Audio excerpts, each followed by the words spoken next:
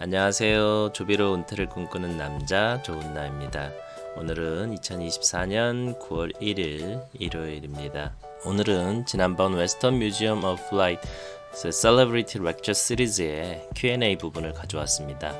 지난번에 뭔 말인지 잘 모르겠다는 분이 계셨는데 브라이언은 테스트 파일럿이라서 비행의 기술적인 내용에 대한 것이 어렵기도 하고 문서의 통번역이 아니라 구두 발언의 통번역이라서 조금 다듬어 보지만 좋은 남은 비전문가라 한계가 있습니다.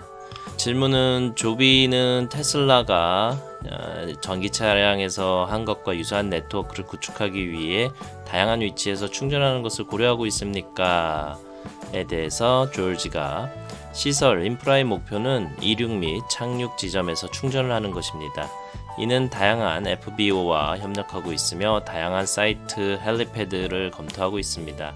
해당 충전을 통합하고 다양한 공항에서 알프스를 업데이트하고 해당 기관과 협력하고 전력당국과 협력하여 충전 그리드 용량을 확보하는 것입니다. 그리고 브라이언이 언급한 것처럼 자체 충전, 자체 열 조절 이중 시스템인 긱스 시스템의 그 일부로 설치됩니다. 따라서 해당 시스템은 CSS도 분배할 수 있는 용량이 있습니다. 따라서 필요할 경우 둘 다 통합할 수 있습니다. 다음 질문은 잘 안 들리는데 토렌스에서 네 그렇습니다. 토렌스에서 사용 가능한 충전 및 태양열 그리고 경납고 양에 대한 좋은 광고였습니다 라고 말하면서 조지가 다시 얘기합니다. 우리는 확실히 카운티의 모든 위치를 살펴보고 있습니다. 왜냐하면 저는 당신이 옳다고 생각합니다. 그 제 말은 이것이 이 항공기가 이륙하고 착륙할 출발점이 될 것이기 때문입니다. 그리고 우리가 이야기하지 않은 하나의 가치 제한은 전통적으로 조종사를 두는 것의 어려움은 결국 집에서 떨어져서 시간을 보내고 여행할 수 있는 능력입니다. 이제 이것은 네트워크가 열린 토렌스와 같은 위치에서 조종사가 비행하고 토렌스에 머물고 토렌스에 살면서 조종사 승차 공유 서비스를 제공할 수 있습니다. 제가 들리기에는 토렌스라고 들리는데 LA 공항 밑에 쪽에 토렌스라고 한국인들도 많이 사는 조그만 도시가 있는데 저도 어렸을 때 잠깐 살아본 적이 있었습니다. 그거를 말하는 것 같습니다. 브라이언이 말합니다. 기술적인 측면에 대해서도 조금 이야기하고 싶습니다. 인프라에 대해 이야기할 때 배터리 충전 시스템과 컨디셔닝 시스템을 언급했습니다. 차량은 항상 알려진 비행에 투입되는 것이 매우 중요합니다. 착륙 시 배터리가 자연스럽게 사용되어 착륙 단계의 가장 효율적인 지점까지 가열되기 때문입니다. 착륙 단계는 보통 약간의 에너지가 부족합니다. 이륙 단계에는 확실하게 더 에너지가 부족합니다. 그래서 수직 이착륙장으로 가서 충전을 하고 컨디셔닝을 하는데 오늘날의 EV 지상 차량과 같은 수준으로 가능합니다. 몇 마일만 이동하면 되고 온도 변화가 약간만 있으면 붐을 플러그에 꽂고 사람들이 타고 내리는 동안 플러그를 뽑고 비교적 짧은 구간을 에서 차량을 파견할 수 있습니다. 반면에 매우 긴 여정을 해야 한다면 아마도 지상에서 더 많은 시간을 보내야 할 것이고 그럴 때 앱이 등장하여 계산을 하는데 도움이 될 것입니다. 누군가가 이미 출발했다고 말했고 15분 후에 도착할 것이고 마을을 가로질러 가고 싶어하고 기체가 착륙하려고 착륙할 것이라고 말했다면 플러그를 꽂고 이 정도 충전하고 배터리를 이 상태로 조절하여 도착할 때 탑승하고 차량이 출발하여 특정 임무를 수행하도록 합니다. 따라서 배치는 매우 중요한 부분이고 조지가 언급한 파트너 우버가 이 데이터가 필요한 부분입니다. 우리는 사람들이 어떻게 움직이는지 얼마나 빨리 이동하는지 결정하는지에 대한 많은 정보를 얻고 있으므로 이는 사업의 매혹적인 부분입니다. 질문은 다른 항공사가 협력을 고려하고 있나요? 브라이언이 대답합니다. 답은 절대적으로 그렇습니다. 업계 전반에 걸쳐 많은 거래가 진행되고 있습니다. 우리는 그것을 기회 삼아 우리에게 돈이 있고 뒷받침이 있다고 말합니다. 물론이죠. 그래서 누가 파트너가 될지 미래에 누가 알겠습니까? 델타는 오늘날 우리의 파트너고 이 모든 서비스가 어떻게 될지 누가 알겠습니까? 하지만 조지가 언급했고 영상에서 보셨듯이 사람들이 최종 목적지까지 이동시키는 능력이 중요하다고 생각합니다. 그리고 델타 터미널에 착륙할 수 있다면 주차장에 착륙해서 마지막 마일을 더 이동해야 하는 것보다 훨씬 낫습니다. 다음 질문은 특수조종사 훈련, 특수유지보수에 관한 것입니다. 이것은 절대적으로 새롭고 참신한 개념입니다. 우리만이 시도하는 것은 아니지만 성공을 위해 스스로 준비해야 합니다. 그래서 우리는 캘리포니아 왓슨빌에서 이미 운영 중인 조비 아카데미를 가지고 있는데, 이 아카데미는 다른 파트 141 학교와 마찬가지로 길거리에서 누구나 와서 파일럿 교육을 받을 수 있습니다. 지금은 전통적인 의미에서 조종사를 위한 S4가 준비되면 본질적으로는 형식 인증서를 취득하기 위해 훈련시킬 것입니다.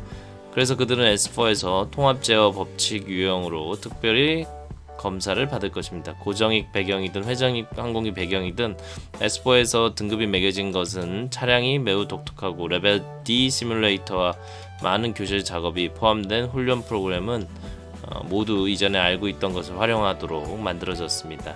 당신은 공역이 어떻게 돌아가는지, 통신이 어떻게 돌아가는지, 무전으로 말하는 방법, 항해하는 방법을 알고 있습니다. 이 모든 것이 처리되고 어디서 왔는지 알 수 있습니다. 하지만 S4를 작동하는 것은 타자기로 하는 것과 같은 것입니다. 다음 질문은 면허 관련 질문으로 추정되는데 안 들립니다. 브라이언이 됩니다. 거기는 전동 리프트가 될 것입니다. 업계에서는 차량 인증 방식과 조종사 인증 방식에 많은 변화가 있었습니다. 현재 조종사 S4 유형 등급을 받은 후 전동 리프트 면허를 취득하게 됩니다. 현재 그런 면허는 많지 않을 것으로 생각합니다. 틸트 로터가 많지 않기 때문입니다. 원래는 V22가 군용이어서 면허가 필요하지 않은 것과 같은 용도로 구상되었습니다. 하지만 어구스타 609가 시장에 출시되면 특별한 훈련과 우리가 기대하는 매우 유사한 면허 또는 프로세스가 필요할 것입니다. 다음 질문은 또 안 들리는데 항공기 운항고도에 관한 질문 같습니다. 브라이언이 대답합니다. 항공기는 최대 15,000피트까지 인증을 받을 것입니다. 산소 제한에 들어가지만 아마도 가장 효율적인 고도를 훨씬 넘어 선 2,000피트 정도일 겁니다. 여러분 중 누구라도 이곳에서 비행해서 회랑을 통해 산타모니카를 지나는 경우와 마찬가지로 아마도 그곳이 우리의 행복한 장소일 겁니다. 아시다시피 3,4,000피트가 제가 추측하는 고도일 것입니다. 규제 측면에서 다른 의견이 있는지 모르겠습니다. 조지가 말입니다. 맞습니다. 궁극적으로 배터리에 더 효율적인 뿐만 아니라 덜 귀찮을 것으로 때문에 높이 올라가고 싶다는 뜻입니다. 그리고 그 소음 프로필을 볼 때 그것들은 모두 약 1500피트에서 발생했기 때문에 영향이 어떨지 알 수 있습니다. 브라이언이 또 얘기하는 것은 현재로서는 다른 VFR 일반 항공기가 할 수 있는 것과 똑같이 운영할 계획입니다. 확실히 문제는 아닙니다. 아마 처음에는 여러분과 같은 규칙에 따라 운영할 것입니다. 결국 규모가 커지고 많은 회사와 운영자가 이러한 차량을 많이 보유하게 되면 그때가 공역이 바뀌어야 할 때일 겁니다. 하지만 수십 대가 되면 운항 구역에 큰 영향이 없을 거라고 생각합니다. 일반 항공 조종사가 LA 분지 주변을 비행하는 것에 대해 정말 긴장하는 것처럼 교활하게 운항할 것입니다. 매우 복잡한 공역입니다. 여기서 자랐고 비행을 했고 잘 알고 편안한 우리는 매우 효율적인 이동하는 방법을 알고 있습니다. 어떤 사람들은 편안한 수준이 아니기 때문에 그렇게 할 수 없습니다. 하지만 우리 조종사들은 그 작은 회랑 공역 사이의 열린 공간을 활용하도록 훈련시킬 것입니다. 그래서 우리는 정말 효율적일 수 있습니다. 다음 질문은 잘 모르지만 소음 관련 질문 추정됩니다. 브라이언 대답합니다. 그러니까 모든 게 유튜브에서 볼 수 있습니다. 유튜브 조비를 검색하면 볼 수 있고 다 볼 수 있고 헤드셋을 쓰고 정말 주의 깊게 들을 수 있습니다. 지금은 긴 영상이라 관객의 시간을 낭비하고 싶지 않습니다. 조지가 얘기합니다. 우리가 한 나사의 테스트에 따르면 이륙 시에는 약 65dB, 비행 시에는 45.2dB이라고 보고했습니다. 헬리콥터가 90dB 정도로 매우 시끄럽다는 것을 알 수 있을 겁니다. 음향 반구는 발자국이 훨씬 작습니다. 그리고 그게 뉴욕 여행의 아이디어였고 착륙할 때 충격이 얼마나 큰지 보여주는 것이었고 조비와 같은 착륙할 때 충격이 느껴지는 거리는 여러 대의 항공기가 있는 경우와 비교했습니다. 다음 질문은 여러 대의 항공기 운항되는 경우 소음의 프로필은 어떤가요? 조지가 대답합니다. 여러 대의 항공기에 대한 분석을 한 적은 없지만 지수적으로 비슷하게 조용할 것이라고 생각합니다. 여전히 완전히 들리지 않기 때문에 10개의 들리지 않는 소리가 있다면 한 가지 알아둬야 될 것은 드론처럼 윙윙거리는 소리와 같지 않다는 겁니다. 나사가 집중했던 것은 드론이 윙윙거리는 소리나 휘두르는 소리와 같은 가산 소음이 아니라는 것입니다. 실제로 나사 연구에서 언급한 것은 매우 독특한 진공 소리입니다.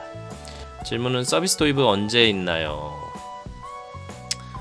조지가 대답합니다. 우리가 목표로 삼고 있는 것은 FAA와 협력하고 FAA가 발표한 2025년 상업 서비스를 위한 상업 인증을 위해 노력하고 있다는 것입니다.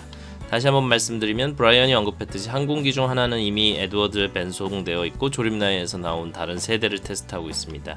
그리고 저는 규제기관과 협력하는 것에 대해 앞서 말씀드린 것처럼 우리는 공역에서 매우 긴밀히 협력하고 있으며 연방 이노베이트 28팀과 FAA 항공교통관제팀과 협력하고 있습니다. 왜냐하면 우리는 이것이 자전거와 스쿠터가 여러분의 동네에 그랬던 것처럼 그저 나타나지 않기를 원하기 때문입니다.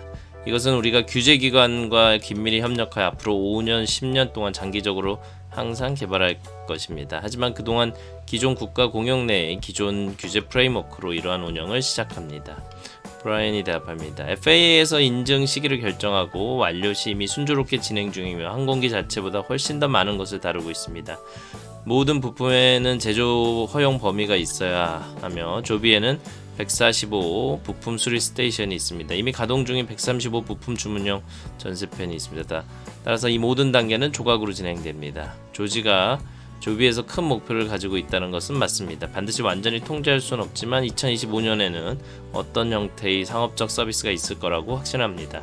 그것이 제 조직이 지원하는 어려운 목표입니다. 다음 질문은 배터리 관련 질문인 것 같습니다. 브라이언이 대답합니다. 그래서 컨디셔닝 프로세스 동안 비행 중에는 냉각되지 않으므로 가열되거나 냉각되는지 필요에 따라 달라지지만 그렇죠. 그래서 우리는 지상에서 컨디셔닝을 한 다음 충전 플러그와 긱스 시스템을 분리하면 그 유체가 순환하지만 더 이상 적극적으로 컨디셔닝 되지 않습니다. 배터리는 매우 흥미롭습니다.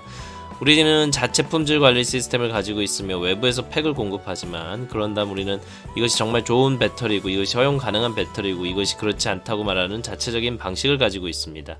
그런 다음 셀에서 우리만의 배터리로 만듭니다. 제가 말하는 것은 셀이며 개별적으로 포함된 4개의 배터리 팩이 들어갑니다. 우리는 그것들이 매우 안전하도록 보장하기 위해 많은 컨디셔닝 시스템을 가지고 있습니다. 하지만 그것은 과학과 엔지니어링의 또 다른 정말 매혹적인 부분입니다. 정말 그렇죠. 그리고 저는 이런 그룹에게 에너지 밀도가 도전이라는 걸 말할 필요가 있습니다. 물리학은 우리가 극복해야 할 것이지만 우리가 놀라울 정도로 가벼운 시스템을 하고 있는 일은 꽤 인상적입니다. 다음 질문은 제작을 위한 타겟 도시가 어딘지 알려줄 수 있나요? 조지가 말합니다.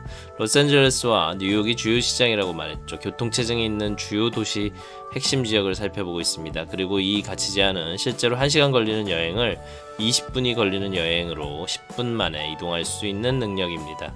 그래서 이것은 당신에게 부가적인 옵션을 제공합니다. 매일의 서비스를 대체하는 것은 아닙니다. 다음 질문은 뭔지 모르겠지만 기체 무게 관련된 건가 봅니다. 브라이언이 5,300파운드 제가 말한 최대 총중량은 비치크래프트 바론과 매우 비슷합니다. 이 체급은 물론 연료를 소모하지 않으므로 이륙할 때의 중량과 동일한 중량으로 착륙하게 되는데 이는 흥미로운 고려사항입니다. 라고 대답했습니다. 다음 질문은 원격 비행에 대한 무슨 일이 일어나는지에 대한 질문입니다. 브라이언이 얘기합니다. 따라서 인증된 차량은 어떤 종류의 보호도 받지 못할 것입니다. 이것은 단일 조종사 항공사 유형 항공기가 될 것입니다. 많은 항공사가 이미 단일 조종사 를 운영하고 있습니다. 따라서 이것은 완전히 새로운 것은 아닙니다. 여객기에 탑승하는 것을 생각하고 2명의 조종사가 앞에 있는 것을 보면 훨씬 더 큰 다른 결정이고 다른 노동조합 그런 것들이 있지만 단일 조종사도 원격 기능도 설계되지 않았습니다. 그것은 순전히 비행 시험 위험 감소 도구입니다. 다음 질문은 가민 자동 착륙 시스템에 대한 것이고 조종사가 어떤 식으로 무능력해지면 어떻게 될지에 대한 이전 질문과 이어진다 합니다. 브라이언이 대답한 훌륭한 질문입니다. 나중에 기술을 살펴보는 것이 좋습니다. 우리는 최근 자율주행 세스나 208 캐리번을 운영하는 엑스윙 회사를 인수했습니다. 그 기술의 상당 부분이 나중에 프로젝트에 활용될 것으로 확신합니다. 저는 회사 측에서 걱정하는 것이 아닙니다. 저는 현재 설계에 따라 안전한 차량을 프로세스를 통과시키는 데 전념하기 때문입니다. 앞으로 공장에서 다른 유형의 인증서가 나올 것은 의심의 여지가 없습니다. 그러니 무엇이든 가능합니다. 우리는 확실히 그런 것들을 살펴보지 않았습니다. 다만 오늘은 단일 조종 VFR을 만들어 시장에 출시하고 나머지 작업을 하는데 중점을 두고 있습니다. 다음 질문은 운영에 관한 질문으로 우리는 LA 공항에서 어떻게 운영하나요? 조지가 말합니다. 제 생각에는 광범위한 질문입니다. 그래서 우리는 공항과 델타와 긴밀히 협력하여 그 노선을 개발하고 있습니다. 여러분 중 일부는 LA 공항 터미널 4에 헬리패드를 두었던 것을 기억하실 것입니다. 그래서 저희는 실제로 그들과 긴밀히 협력하여 착륙 측이 안전한지 안전한지, 터미널 위에 착륙하는지, 주차 구조물에 착륙하는지, 기존 렌터카 시설과 함께 기존 인력 이동 시스템에 어떻게 작동하는지 결정하고 있습니다. 그래서 저희는 그들과 긴밀히 협력하고 있습니다. 궁극적으로의 목표는 그들이 약 1년 전에 RFI를 내놓았고 저희는 이에 응답하여 델타 터미널 바로 맞은편에 있는 주차 구조물 P3에서 정확히 어떻게 서비스를 제공할 것인지, 두 개의 착륙 시설, 즉 이륙 착륙 지점이 어떤 모습일지에 대한 약 200페이지 분량의 요약을 제공한 것입니다. 현재 저희는 요금을 개발하고 DWP와 협력하고 있습니다. 저희는 무게에 대한 질문이 모든 것이 일부분이라고 생각합니다. 서비스가 델타 고객을 위한 것인지 아니면 LA 공항 근처에 있기를 원하는 사람인지, 예를 들어 다른 환승 항공편을 위해 LAX를 이용하는 사람들입니다. 따라서 고객 유형에 따라 두 가지 유형의 서비스 또는 두 가지 유형의 맞춤형 서비스가 제공됩니다. 다음 질문은 질문 후반의 무게에 대한 것입니다. 브라이언 대답합니다. 우리는 무게를 매우 의식해야 할 것입니다. 의심할 여지 없이 그것은 모든 소형 항공기에 해당하며 조종사는 자신이 탑승한 모든 비행에 대해 운영자가 무게와 균형을 유지하도록 해야 합니다. 그래서 우리가 가장 분명한 방법은 사람들이 무엇을 가지고 있는지와 각자 얼마나 나가는지, 뒷좌석 4개의 어디에 앉아야 하는지 측정하고 실제로 아는 것입니다. 거기에서 분명히 했는지는 모르겠습니다. 언급해야 할 것은 중 하나는 소형 일반 항공기를 여러 번 탔다면 문이 하나, 둘, 확실히 하나, 둘일 수 있다는 것입니다. 그리고 나서 기어서 들어가야 합니다. 이것은 문이 4개이므로 조종사만 앞쪽 조종석으로 올라가기 위해 일종의 체조를 해야 합니다. 다른 사람들은 헬리콥터처럼 바로 거기에 각자의 문이 있습니다. 타고 내리는 것이 매우 편안합니다. 그리고 뒤쪽에 짐을 넣을 수 있는 공간이 있습니다. 조지가 얘기합니다. 사실 LA20위원회와도 이야기를 나누었고 델타 항공과 함께 올림픽 깃발 환영식에 참석할 수 있는 영광을 얻었습니다. 그러니까 확실히 다시 살펴보고 있는 부분인데, 맥락을 고려하면 그들은 수천 명의 사람들을 이동시키려 하고 있고 우리는 이 항공기로 100명 정도 이동시키려 하고 있죠. 그래서 저는 우리가 공역을 방해하지 않도록 해야 한다고 생각하지만 우리의 목표는 본격적인 운영을 하는 것이고 같은 목표를 목표하는 다른 회사들도 있습니다. 다음 질문은 다중 엔진 항공기에 관련된 겁니다. 브라이언 대답합니다. 이것은 다중 엔진인 듯하고 사실 현재 시험 조종사가 되려면 다중 엔진 면허가 필요하지만 중복성 부분에서 언급했듯이 6개의 추진기 중 하나를 잃어버릴 가능성이 매우 낮지만 나머지 4개는 잃어버린 추진기 때문에 파트너가 비대칭이 되어 제어 법칙에서 벗어나야 할 지경입니다.